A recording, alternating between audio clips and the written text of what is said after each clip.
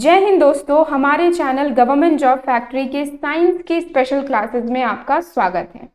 तो दोस्तों, जैसा कि आप जानते हैं कि रेलवेज की तरफ से एनटीपीसी और ग्रुप डी के जो एग्जाम्स है वो काफ़ी नज़दीक है, बहुत ही जल्द होने वाली है। साथ ही एएलपी और टेक्नीशियन का जो प्री है वो हो चुका है, मेंस होगा। तो उसके लिए, इन सारे एग्जाम्स के लिए साइंस का वेटेज काफ़ी मायने रखता है। तो इस वीडियो में मैं आपके लिए लेकर आई हूँ PYQs यानी कि प्रीवियस ईयर क्वेश्चंस इन सारे एग्जाम्स का, ठीक है, जो आरआरबी के थ्रू जारी किया गया था। तो मैटर चैप्टर से रिलेटेड आपको जितने भी इंपॉर्टेंट प्रीवियस ईयर क्वेश्चंस है वो आपको इस वीडियो में मिल जाएगा। तो चलिए मैं शुरुआत करती हूँ। तो सबसे पहले मैं ये बता दूं कि मैटर, ठीक है, इसके बारे में मैंने एक अलग से वीडियो बनाकर रखा है जिसमें पूरे एक वीडियो में आपको पूरे इस टॉपिक के बारे में अच्छे से जानकारी मिल जाएगी। तो मैं एक बार यहाँ पे इंट्रोड्यूस कर दूं, मैटर होता क्या है। ठीक है, मैटर के बारे में हमने क्या पढ़ा था। मैटर है पदार्थ, यानी कि कोई भी ऐसा चीज जिसका मास हो, जिसका द्रव्यमान हो और वो स्पेस ऑक्यूपाई करता हो, यानी कि वो कोई जगह घेरता हो। ठीक है, तो उसे हम क्या कहते हैं, उसे हम मैटर कहते हैं। तो सिंपल लैंग्वेज में ये कह सकते हैं कि मैटर क्या है। तो मैटर सब कुछ है, हम भी मैटर है, आप भी मैटर हो, और इस पूरे यूनिवर्स में जो कुछ भी प्रेजेंट है वो सबका सब मैटर है। ठीक है, मैटर के बारे में हमने देखा था कि इसमें 5 स्टेट्स होते हैं। ठीक है, solid, liquid, gas, plasma state और बोस आइंस्टाइन कंडेंसेट स्टेट। ठीक है, तो ये 5 स्टेट्स होते हैं। मेन यहाँ पे जो है वो सॉलिड, लिक्विड, गैसेस हैं, मतलब ज्यादातर क्वेश्चंस आपको सॉलिड, लिक्विड, गैसेस से ही दिखने को मिलेंगे।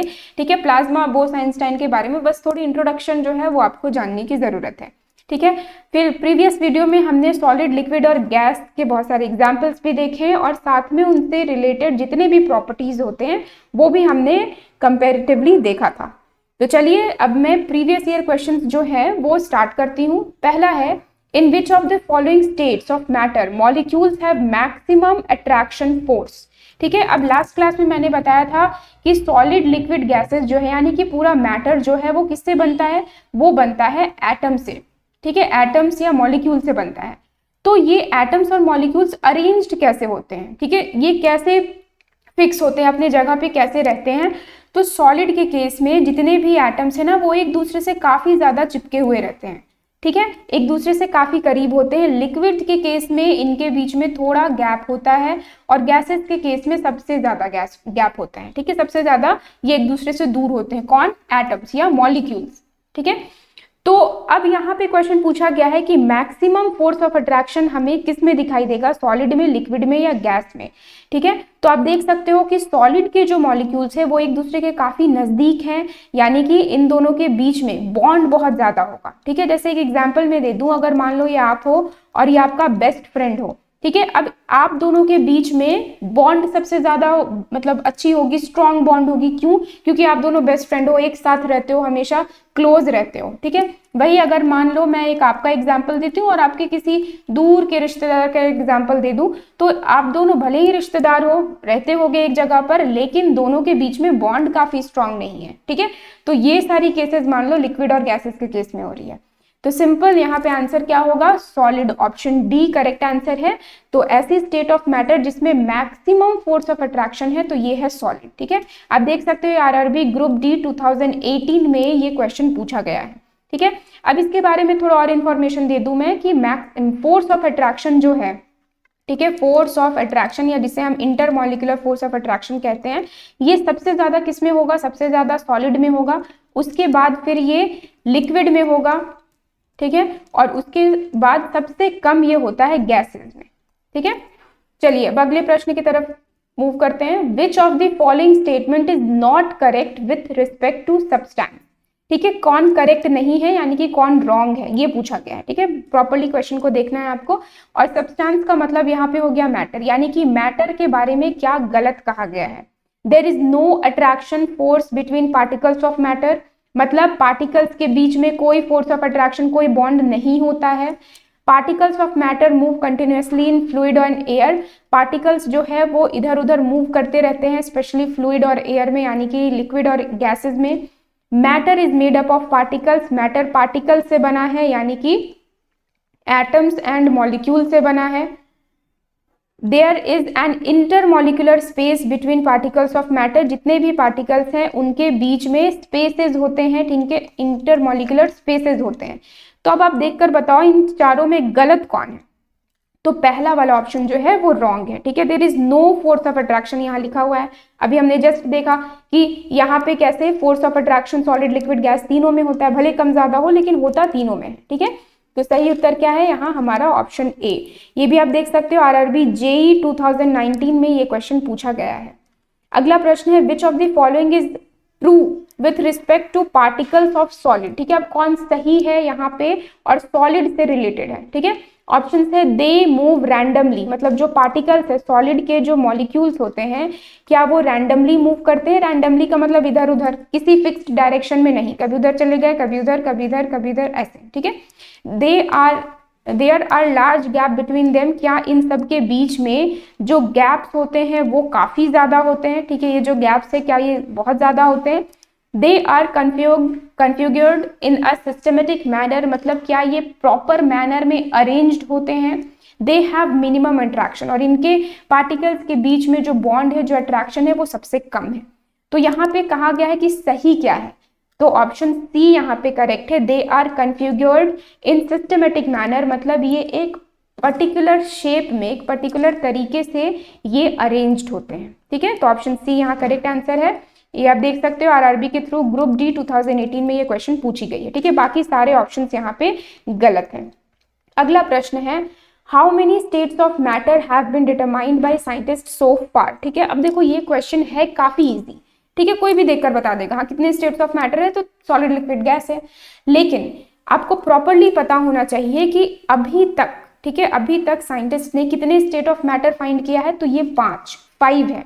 कौन कौन से है, सॉलिड है, लिक्विड है और गैसेस है, जिसके बारे में सभी को पता है, ठीक है। लेकिन 2 और स्टेट है, एक है प्लाज्मा और दूसरा है बोस आइंस्टाइन कंडेंसेट, ठीक है। तो आपको अच्छे से ध्यान में रखना होगा कि 5 स्टेट ऑफ मैटर होते हैं। भले ही हमने अच्छे से किसके बारे में पढ़ाई किया है, ओनली 3 के बारे में हमने पढ़ा है, डिस्कशन किया है, लेकिन होते ये 2 भी हैं। तो सही उत्तर यहाँ पे ऑप्शन बी होगा 5। ये भी आरआरबी ग्रुप डी 2018 में क्वेश्चन पूछी गई है। अगला क्वेश्चन है what can not be identified from the figure given below, क्या हम आइडेंटिफाई नहीं कर पा रहे हैं, ठीक है। What can not be in this figure, तो देखो आप फिगर सबसे पहले देखो, ये सॉलिड का फिगर है, ये लिक्विड का है, ये गैस का है, ठीक है। अब सॉलिड में मॉलिक्यूल्स पूरे तरीके से गिवन नहीं है, लेकिन यहाँ पे लाइंस दिए हुए हैं, इसका मतलब है कि यहाँ पे पूरे मॉलिक्यूल्स ऐसे भरे पड़े हैं, ठीक है। अब ऑप्शन देखो क्या है, molecular arrangement of all 4 states of matter can be seen, plasma is a fluid present in all the cells of the body, this figure represents the 4th state of matter that is plasma, this figure provides information about different states of matter. तो अगर हम इस figure को देखें तो हमें क्या दिखाई दे रहा है, सॉलिड, लिक्विड, गैस और प्लाज्मा, मतलब ये 4 स्टेट्स हमें दिखाई दे रहे हैं, ठीक है। तो 4 स्टेट्स दिखाई दे रहे हैं, तो इसका मतलब ये ऑप्शन तो सही है, ठीक है, मतलब ये ऑप्शन करेक्ट है, ठीक है। लेकिन यहाँ पूछा गया है कि what can not be identified, मतलब क्या हमें नहीं दिख रहा है। तो ऑप्शन नंबर बी देखो, यहाँ क्या लिखा हुआ है, plasma is a fluid present in all the cells of the body. तो ये कौन से प्लाज्मा के बारे में बात कर रहा है, ये प्लाज्मा हो गया हमारा जो ब्लड में रहता है, ठीक है। आपको पता होगा कि ब्लड 2 चीजों से बना है, एक है प्लाज्मा और दूसरा है सेल्स, ठीक है। तो यहाँ जो प्लाज्मा लिखा हुआ है कि ये एक फ्लूइड है, एक लिक्विड है जो हमारे बॉडी के सेल्स में प्रेजेंट रहता है, तो ये ब्लड वाले प्लाज्मा की बात की जा रही है, ठीक है। लेकिन यहाँ पे जो प्लाज्मा है ये स्टेट ऑफ मैटर है, तो ये तो ऑप्शन यहाँ पे that can not be identified, यानी कि ये प्लाज्मा हमें यहाँ नहीं दिखाई दे रहा है, तो ऑप्शन बी करेक्ट आंसर होगा।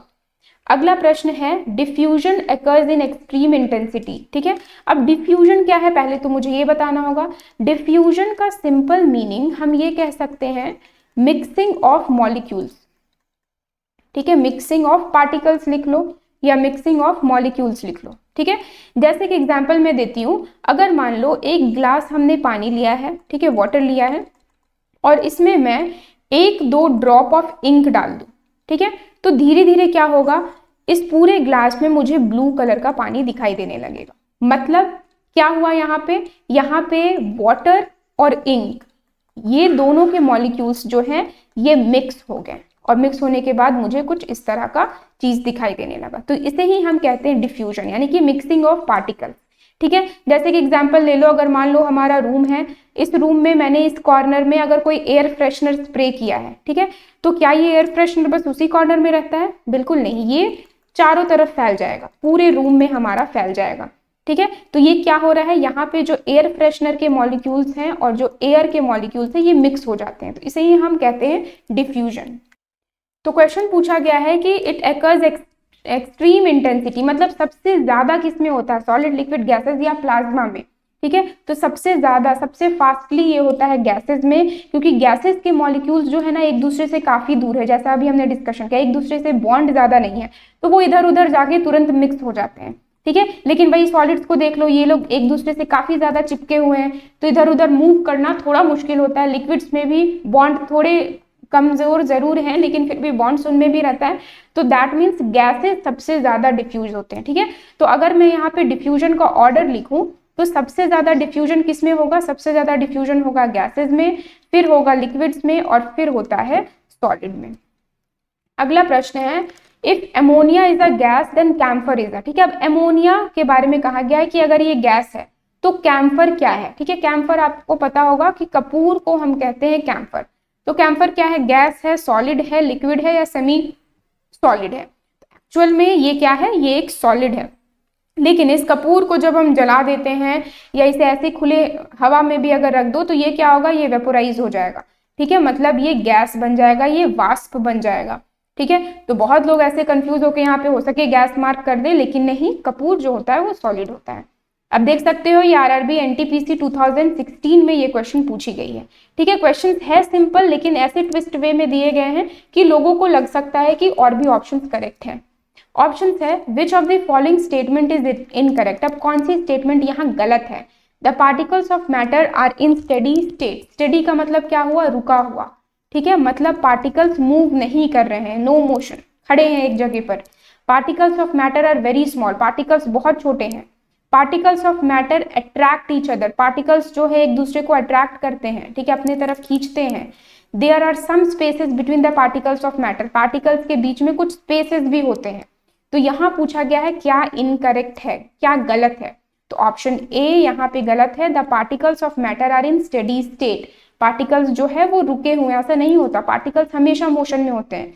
ठीक है, मतलब अगर काइनेटिक एनर्जी के बारे में मैं बात करूं, काइनेटिक एनर्जी का मतलब एनर्जी इन मूविंग ऑब्जेक्ट्स। ठीक है, एनर्जी इन मूविंग ऑब्जेक्ट्स। तो जैसा कि हमने क्या देखा कि सॉलिड हो, लिक्विड हो या गैसेज हो, ठीक है, सभी के मॉलिक्यूल्स जो है ना वो मूव करते ही हैं। ठीक है, जैसे सॉलिड के प्लेस में क्या है, सॉलिड बहुत ही ज्यादा डेंस है, यानी कि एक ही जगह पे बहुत सारे मॉलिक्यूल्स हैं, तो इसे ज्यादा स्पेस नहीं मिलता, लेकिन ये क्या करता है, अपने ही स्पेस में, अपनी जगह पे ऐसे ऐसे हिलता रहता है, मतलब वाइब्रेट करता रहता है। लिक्विड के पास थोड़ी स्पेसेस हैं तो ये इधर उधर मूव करता है, गैसेस के पास सबसे ज्यादा स्पेस है तो ये रैंडमली पूरे डायरेक्शन में मूव कर सकता है। ठीक है, तो चाहे सॉलिड हो, लिक्विड हो या गैस हो, तीनों में पार्टिकल्स जो होते हैं उनमें काइनेटिक एनर्जी होता है, यानी कि वो मोशन में होते हैं। ठीक है, और कोई भी रुका हुआ नहीं है। एक बात अच्छे से और याद रखना कि अगर पार्टिकल्स रुक गए तो फिर मैटर एग्जिस्ट नहीं होगा। ठीक है, अगर पार्टिकल्स रुक गए तो मैटर खत्म, और मैटर खत्म तो समझो ये पूरी यूनिवर्स खत्म हो जाएगी। ठीक है, तो पार्टिकल्स जो होते हैं हमेशा मूव करते रहते हैं। अब ये भी एएलपी और टेक्नीशियन दोनों एग्जाम्स में ये आरआरबी के थ्रू पूछे गए हैं 2018 में। अगला क्वेश्चन है, dash is a pure substance. ठीक है, प्योर सब्सटेंस यानी कि मैटर, इसमें से कौन सा मैटर है जो प्योर है? तो शुगर सॉल्यूशन, मीथेन, मिल्क और एयर। अब मैं बता दूं शुगर सॉल्यूशन क्या है, ये एक मिक्सचर है। मिल्क ये भी एक मिक्सचर है, एयर ये भी एक मिक्सचर है। एयर की तो डेफिनेशन ही है मिक्सचर ऑफ गैसेस। ठीक है, लेकिन हमारा मीथेन जो है ये मिक्सचर नहीं है, ये क्या है, ये एक कंपाउंड है। ठीक है, तो कंपाउंड क्या होते हैं, कंपाउंड्स होते हैं प्योर सब्सटेंसेस। ठीक है, प्योर सब्सटेंसेस के अंदर क्या क्या आते हैं, एलिमेंट्स और कंपाउंड्स आते हैं। ठीक है, और मिक्सचर्स अलग हो जाते हैं, मतलब मिक्सचर्स हो गए आपके इम्प्योर सब्सटेंसेस। ठीक है, तो यानी कि मीथेन यहाँ पे प्योर सब्सटेंस है। अब एक और बात मैं बता दूं, जो प्योर सब्सटेंसेस होते हैं ना उन्हें हम सिंबल या फॉर्मूला से रिप्रेजेंट करते हैं, उनका कोई फॉर्मूला होता है। जो इम्प्योर होते हैं उनका कोई फॉर्मूला नहीं होता। ठीक है, जैसे अलग से शुगर का फॉर्मूला है लेकिन शुगर सॉल्यूशन का कोई फॉर्मूला नहीं है। ठीक है, तो मीथेन का फॉर्मूला क्या है आपको याद रखना है, CH4 है मीथेन का फॉर्मूला। इसे हम मार्श गैस भी कहते हैं। ठीक है, अब ये भी क्वेश्चन जो है आरआरबी ग्रुप डी 2018 में ये क्वेश्चन पूछी गई है। अगला प्रश्न है which of the following is true, ठीक है, कौन सा स्टेटमेंट या दोनों में से क्या दोनों करेक्ट है या नहीं। रिजिडिटी, तो रिजिडिटी का सिंपल मीनिंग में बता दूं हार्डनेस। रिजिडिटी का मतलब होता है हार्डनेस, मतलब टफनेस, बहुत कड़ा हो कोई चीज।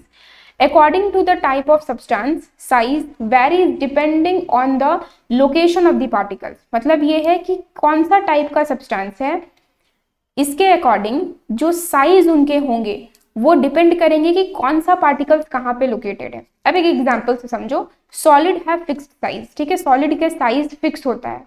लिक्विड्स जो है वो किसका साइज ले लेता है, वो वेसल का ले लेता है, मतलब किस पर रखा गया है। जैसे अगर एक ग्लास में रखा गया है तो वो ग्लास के साइज का हो गया, अगर एक कटोरे में रखा गया है तो कटोरे के साइज का हो गया।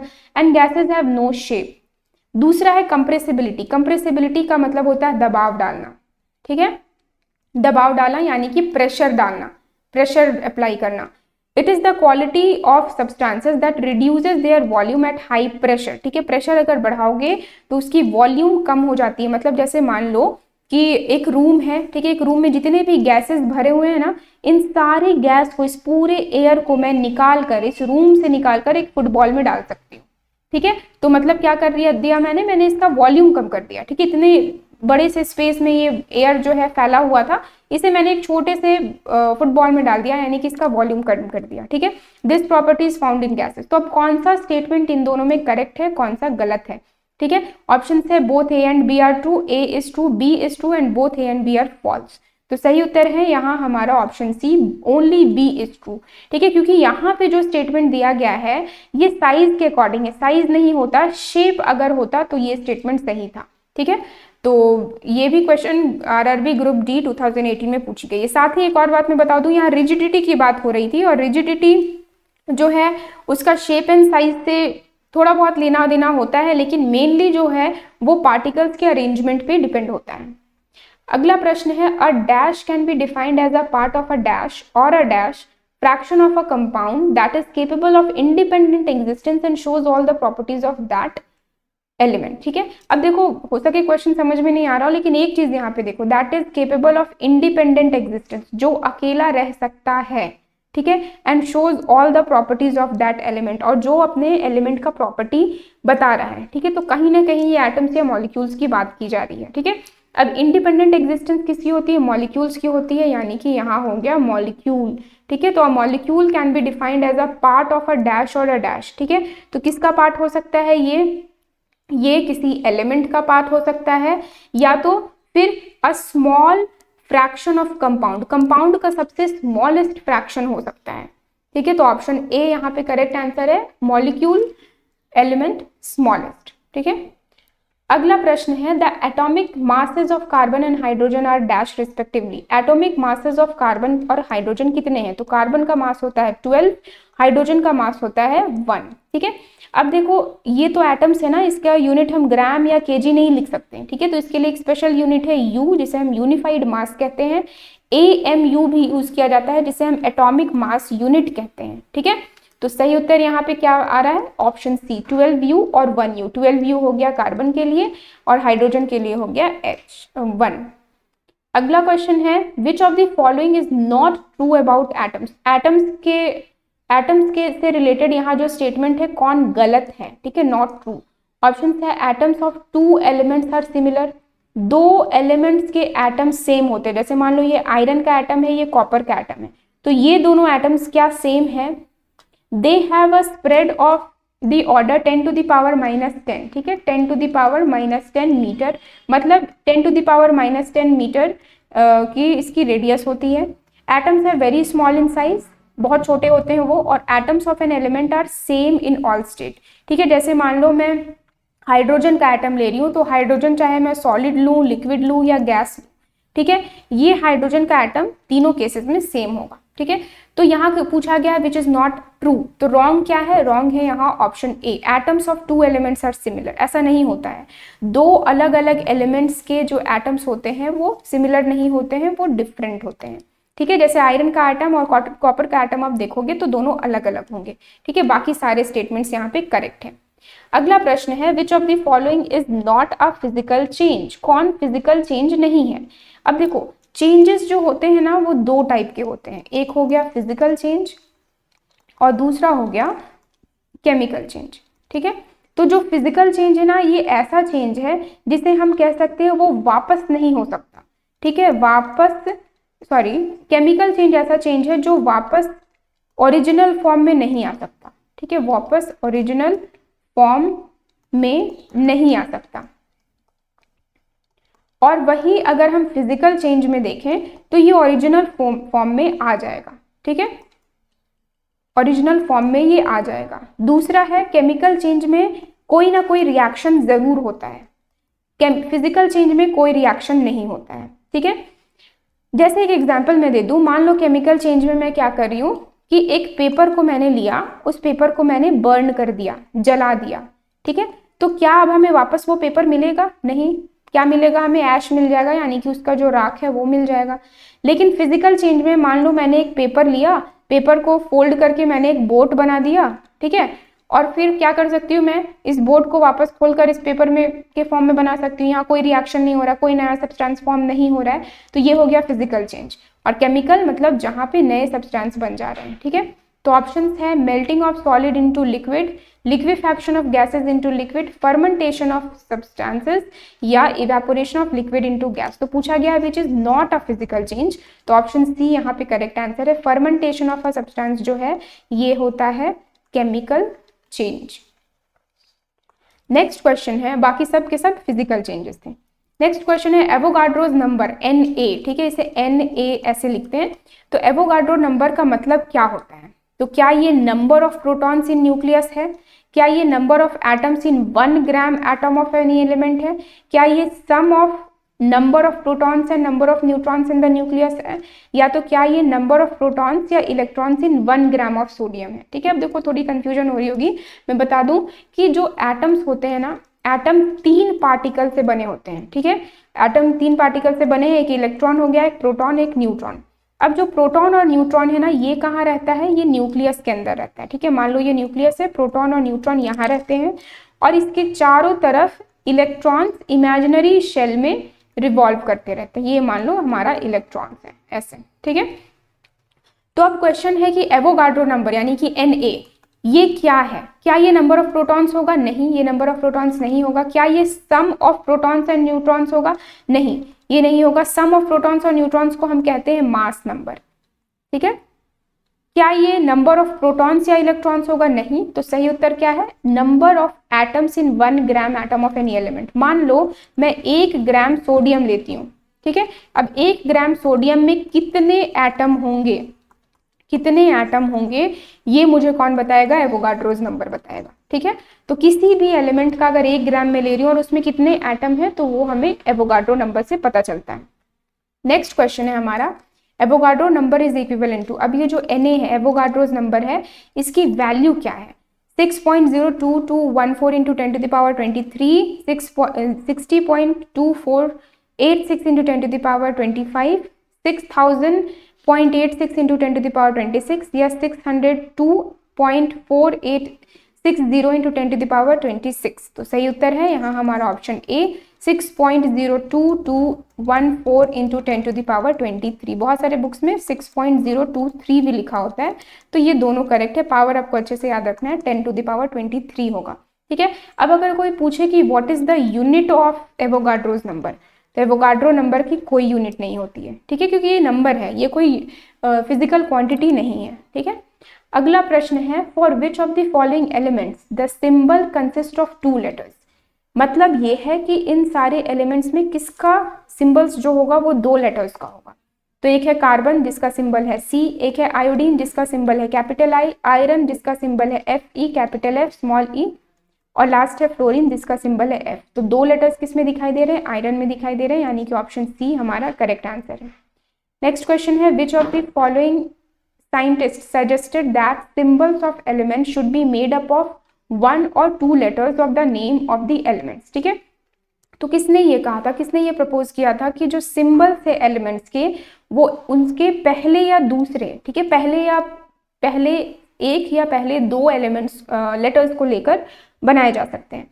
ऑप्शंस है प्राउस्ट, लेवोजियर, बर्जेलियस या डेमोक्रिटस। ठीक है, तो सही उत्तर है यहाँ हमारा ऑप्शन सी बर्जेलियस ने ये कहा था। ठीक है, डाल्टन ने सबसे पहले सिंबल उन्होंने इंट्रोड्यूस किया था, लेकिन वो बहुत ही अलग था, जैसे ऑक्सीजन के लिए एक बड़ा सर्कल, ठीक है, फिर कुछ ऐसे थे हाइड्रोजन के लिए एक सर्कल विथ अ डॉट। ठीक है, लेकिन ये सब कुछ यूज करने में ना थोड़ा कॉम्प्लिकेशन हो सकता था, इसलिए फिर ऐसा कुछ इंट्रोड्यूस किया गया, ठीक है, IUPAC के थ्रू, कि एलिमेंट्स जो होंगे उनका सिंबल उनके लेटर से मिलता हुआ आएगा। ठीक है, उनके नेम से, उनके नाम से मिलता हुआ आएगा। ठीक है, अब ये नाम कौन सा नाम हो सकता है, इनका इंग्लिश नेम, या तो फिर इनका ग्रीक का नाम जो भी था, ठीक है, या तो फिर लैटिन नेम। ठीक है, तो ये सारे नेम्स इसमें इंक्लूडेड हैं। अगला प्रश्न है, who propounded the fundamental theory related to the nature of matter. ठीक है, मतलब सिंपल क्वेश्चन कि किसने फंडामेंटल थ्योरी ऑफ एटम्स दिया था। ठीक है, एटम के बारे में, मैटर के बारे में किसने बताया था, फंडामेंटल जो सबसे बेसिक थ्योरी है, सबसे पहली थ्योरी है, वो किसने दिया था। ठीक है, तो यहाँ ऑप्शन है John Milton, John Dalton, Mendel या लेवोजियर। ठीक है, तो सही उत्तर है हमारा यहाँ ऑप्शन बी, जॉन डाल्टन ने दिया था। ठीक है, और वो क्या थ्योरी का नाम था, डाल्टन्स एटॉमिक थ्योरी। ठीक है, जिसमें ये सारे पॉइंट्स थे कि जो एटम है, जो पार्टिकल्स है, वो हमेशा मोशन में होते हैं, उनके बीच में स्पेसेस होती है, फिर एक एलिमेंट जो है उसका एटम दूसरे एलिमेंट से अलग होगा, दो अलग अलग एलिमेंट्स के एटम्स डिफरेंट होते हैं, एक ही एलिमेंट का जितना भी एटम्स ले लो वो सबके सब सेम होंगे। तो ये सारे पॉइंट्स जो है वो डाल्टन्स एटॉमिक थ्योरी में ही है। और किसने इसे दिया था इस थ्योरी को, तो जॉन डाल्टन ने इंट्रोड्यूस किया था। नेक्स्ट क्वेश्चन है, name the British chemist who presented his atomic theory in 1808 regarding the principles of mass conservation and constant proportions which prove to be divisive in the study of matter. ठीक है, तो simple question है कि कौन से chemist ने, कौन से साइंटिस्ट ने प्रिंसिपल दिया था मास कंजर्वेशन से, यानी कि ये law of conservation of mass का स्टेटमेंट दिया था, और कांस्टेंट प्रोपोर्शंस का किसने दिया था। ऑप्शन से प्रोस्ट, लेवोजियर, अर्नेस्ट रदरफोर्ड या जॉन डाल्टन। तो सही उत्तर है यहाँ हमारा ऑप्शन डी, जॉन डाल्टन ने ये दोनों थ्योरीज दिए थे। नेक्स्ट क्वेश्चन है, dash is the smallest particle of matter which has independent existence. ठीक है, तो अगर जैसे कोई भी पूछता है कि मैटर का सबसे स्मॉलेस्ट पार्टिकल क्या है, ठीक है, तो लोग क्या कहते हैं, एटम है। ठीक है, अगर मैं पूछूं आपसे तो फिर मॉलिक्यूल क्या है, तो ये भी भाई स्मॉलेस्ट पार्टिकल है। ठीक है, तो मैटर के दोनों स्मॉलेस्ट पार्टिकल है, एटम्स भी है, मॉलिक्यूल भी है, लेकिन बेसिक डिफरेंस क्या है कि एटम्स जो है इनका इंडिपेंडेंट एग्जिस्टेंस हो भी सकता है, नहीं भी हो सकता है। ठीक है, तो इसके लिए हम क्या लिखेंगे, मे और मे नॉट एग्जिस्ट इंडिपेंडेंटली। यानी कि मतलब क्या हुआ इसका कि ये अकेले, एक एटम जो है, मान लो ये एक अकेला एटम है, ये हो सके अकेले नहीं रह सकता, ये तुरंत दूसरे एटम के साथ बॉन्ड बनाएगा और तब जाकर रह पाएगा। ठीक है, या ये 3 एटम्स मिलकर एक साथ रह पाएंगे, या 4 एटम्स मिलकर एक साथ रह पाएंगे। ठीक है, और कुछ एटम्स ऐसे भी होते हैं जो अकेले रह सकते हैं। तो कंडीशन ये है कि एटम जो है वो शायद इंडिपेंडेंट अकेले रह भी सकता है, नहीं भी रह सकता है, लेकिन मॉलिक्यूल्स जो है ये हमेशा अकेले रह सकते हैं। ठीक है, दे एग्जिस्ट इंडिपेंडेंटली, ये हमेशा एग्जिस्ट करेंगे इंडिपेंडेंटली। तो यहाँ पे क्वेश्चन क्या पूछी गई है, यहाँ पे smallest particle of matter which has independent existed. अब कुछ लोग क्या करेंगे, ये स्मॉलेस्ट वर्ड देखकर एटम्स मार्क कर देंगे, लेकिन नहीं, आंसर क्या होगा हमारा, आंसर होगा हमारा option D, molecule. Next question है, what is the smallest possible unit of a compound call. अब कंपाउंड का सबसे छोटा यूनिट क्या होता है, वो भी पॉसिबल यूनिट। ठीक है, जैसे कंपाउंड क्या होते हैं, कंपाउंड ऐसे सब प्योर सब्सटेंस है, जैसे अभी मैंने थोड़ी देर पहले बताया था कि कंपाउंड क्या है, प्योर सब्सटेंसेस हैं। अब ये किन से बनते हैं, तो कंपाउंड्स बनते हैं एलिमेंट से, मतलब 2 या 2 से ज्यादा एलिमेंट्स को मिला दो तो हमें कंपाउंड मिल जाएगा। जैसे वाटर ले लो, वाटर किससे बना है, हाइड्रोजन और ऑक्सीजन से H2O, यानी कि 2 हाइड्रोजन 1 ऑक्सीजन मिलाने पे हमें वाटर मिल रहा है। ठीक है, तो अगर मैं वाटर, मान लो एक ग्लास मैंने पानी लिया और मैं पूछ रही हूँ कि इसका सबसे स्मॉलेस्ट यूनिट क्या होगा, सबसे पॉसिबल छोटी इकाई इसकी क्या होगी। ठीक है, तो वो एटम नहीं हो सकता, वो क्या होगा, वो मॉलिक्यूल होगा। ठीक है, किसका मॉलिक्यूल, वाटर का मॉलिक्यूल, H2O का मॉलिक्यूल। तो आपको याद रखना है कि जब भी पूछा जाए कि smallest possible unit of compound, तो आप आंसर दोगे मॉलिक्यूल। लेकिन यही क्वेश्चन अगर ऐसा रहता कि smallest possible unit of element, तब आप दे सकते थे कि हाँ इसका स्मॉलेस्ट एटम हो सकता है। ठीक है, तो बहुत ही केयरफुली आपको आंसर देना होगा, बहुत ही ध्यान से देखना होगा क्या पूछा जा रहा है। नेक्स्ट है the number of atoms constituting a molecule is known as. अब नंबर ऑफ एटम्स, जैसे कि देखो मैंने अभी यहाँ पे थोड़ी देर पहले बताया कि कुछ एटम्स ऐसे होते हैं जो अकेले भी रह सकते हैं, कुछ होते हैं कि 2 मिलकर एक साथ रह सकते हैं, कुछ होते हैं 3 मिलकर एक साथ रह सकते हैं, कुछ 4, कुछ और भी ज्यादा होते हैं, 8 भी होते हैं। ठीक है, तो इस चीज को हम क्या कहते हैं, इस स्पेशल प्रॉपर्टी को हम क्या कहते हैं कि एटम्स जो मिलकर एक मॉलिक्यूल फॉर्म करे, इस प्रॉपर्टी को हम क्या कहते हैं, तो इसे हम कहते हैं एटॉमिसिटी। ठीक है, तो एटॉमिसिटी की डेफिनेशन यही होगी कि the number of atoms constituting a molecule. ठीक है, जैसे एग्जांपल मैं दे दूं, अगर मान लो मैं मेटल्स लेती हूँ, ठीक है, तो मेटल्स हमेशा अकेले रहते हैं, एक ही एटम, जैसे सोडियम एग्जांपल ले लो, आयरन ले लो, कॉपर ले लो, गोल्ड ले लो। ठीक है, तो ये सब के सब जो है ना एक ही एटम के साथ एग्जिस्ट कर सकते हैं, मतलब इनकी जो एटॉमिसिटी होगी, ठीक है, इनकी जो एटॉमिसिटी होगी वो मेटल्स की 1 होगी। ठीक है, नॉन मेटल्स का एग्जांपल मैं लेती हूँ, तो नॉन मेटल जैसे हाइड्रोजन ले लो, ठीक है, ऑक्सीजन ले लो, तो आपने देखा होगा H2O2 लिखा रहता है, मतलब 2 हाइड्रोजन एक साथ रहते हैं, 2 ऑक्सीजन एक साथ रहते हैं, एक अकेला ऑक्सीजन एग्जिस्ट नहीं कर सकता, एक अकेला हाइड्रोजन एग्जिस्ट नहीं कर सकता, तो इसकी एटॉमिसिटी 2 होती है। ओजोन, ठीक है, ओजोन जो है O3, यानी कि 3 ऑक्सीजन एटम्स एक साथ रहते हैं, तो इनकी एटॉमिसिटी है 3। ठीक है, फॉस्फोरस, इसकी एटॉमिसिटी है 4 क्योंकि 4 एटम्स एक साथ रहते हैं। ठीक है, सल्फर, सल्फर की एटॉमिसिटी है 8 क्योंकि टोटल 8 सल्फर एटम्स एक साथ मिलके एक मॉलिक्यूल बनाते हैं। ठीक है, तो सिंपल है, एक मॉलिक्यूल में कितने एटम्स है ये हमें कौन बताएगा, तो ये हमें बताएगा एटॉमिसिटी। ठीक है, नेक्स्ट क्वेश्चन है the force of attraction between whose molecules is minimum. अब जैसे पहला क्वेश्चन हमारा था कि सबसे ज्यादा फोर्स ऑफ अट्रैक्शन किस में है, अब है कि सबसे मिनिमम किस में है, सबसे कम फोर्स ऑफ अट्रैक्शन किस में है, तो किस में होगा, ऑप्शन बी गैसेस में होगा। किसकी वजह से, क्योंकि मॉलिक्यूल्स एक दूसरे से काफी दूर है, इसके वजह से।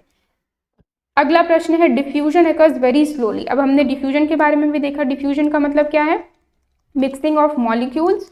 तो ये जो मिक्सिंग ऑफ मॉलिक्यूल्स है ये सबसे इजीली किस में हो जाता है, गैसेस में हो जाता है। ठीक है, सबसे स्पीड में, उसके बाद लिक्विड में और फिर सॉलिड्स में। ठीक है, तो हमसे पूछा गया है कि सबसे स्लोली किस में होता है, तो option A is the correct answer, solids में डिफ्यूजन सबसे स्लोली होगा, सबसे धीरे होगा। ओके, तो आज के लिए बस इतना ही, फिर मैं नेक्स्ट डे लेकर आऊंगी और भी ऐसे इंपॉर्टेंट PYQs और साथ में उनके एक्सप्लेनेशंस। तो अगर ये वीडियो आपको पसंद आई हो तो आप लाइक करें और सब्सक्राइब करें हमारे चैनल गवर्नमेंट जॉब फैक्ट्री को। इस चैनल में आपको साइंस के और भी टॉपिक्स के बहुत सारे वीडियोस मिलते रहेंगे। तो धन्यवाद।